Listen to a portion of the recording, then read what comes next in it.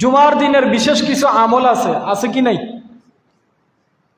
জুমার দিনে সূরাতুল কাহাফ তেলাওয়াত করা লাগে। কি তেলাওয়াত করা লাগে? সূরাতুল কাহাফ তেলাওয়াত করা লাগে।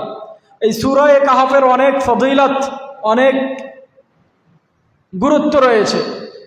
সূরা কাহাফের প্রথম 10 আয়াত কিংবা শেষ 10 আয়াত যে ব্যক্তি হিফজ করবে, মুখস্থ করবে, সহিহ বুখারীর রওয়ায়াতে আসছে, রাসূল করিম সাল্লাল্লাহু আলাইহি ওয়াসাল্লাম বলেন, উসিমা মিন ফিতনাতিদ দাজ্জাল, সে ব্যক্তি দাজ্জালের ফিতনা থেকে হেফাজত থাকবে। সুবহানাল্লাহ বললেন না? তাহলে জুমার দিনে সূরাতুল কাহাফ পড়তে হয়। জুমার দিনে বেশি বেশি দুরূদ শরীফ পড়তে হয়। রাসূল করিম সাল্লাল্লাহু আলাইহি ওয়াসাল্লামের উপর কি পড়া লাগে? দুরূদ শরীফ পড়া লাগে।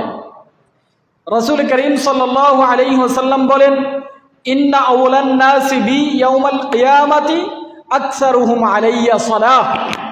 কিয়ামতের দিন রাসূল করিম সাল্লাল্লাহু আলাইহি ওয়াসাল্লামের খুব নিকটে ওই ব্যক্তি থাকবে যে ব্যক্তি রাসূল করিম সাল্লাল্লাহু আলাইহি ওয়াসাল্লামের উপর বেশি বেশি দুরূদ পাঠ করছে। দুরূদ পাঠ করলে আরেকটা লাভ আছে। লাভ কি?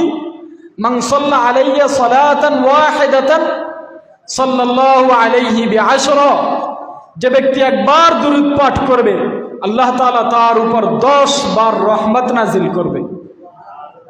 তাহলে জুমার দিনের আমল কি করব? সূরাতুল কাহাফ তেলাওয়াত করব, রাসূল করিম সাল্লাল্লাহু আলাইহি ওয়াসাল্লামের উপর বেশি বেশি দুরূদ পাঠ করব।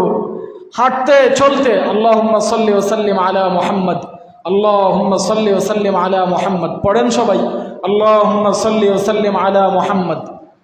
তাহলে সূরা কাহাফ তেলাওয়াত করব, দুরূদ শরীফ পাঠ করব, আগে আগে মসজিদে আসব। আল্লাহ তাআলা বলেন, ইযা নুদিয়া লিস-সালাতি মিন ইয়াউমিল জুমআতি ফাসআউ ইলা যিকরিল্লাহ। জুমার নামাজের জন্য আযান দেওয়া হয়, যখন জুমার নামাজের জন্য যখন ডাকা হয়, ফাসআউ ইলা যিকরিল্লাহ, আল্লাহর জিকিরের দিকে, অর্থাৎ সালাতুল জুমআ আদায়ের উদ্দেশ্যে খুব দ্রুত বেগে মসজিদে চলে আসো এবং দুনিয়ার সব কাজকর্ম ছেড়ে দিতে হবে। ওয়াদারুল বাই', এবং দুনিয়ার সব কাজকর্ম ছেড়ে দিতে হবে। যালিকুম খায়রুল লাকুম, এটাই তোমাদের জন্য উত্তম।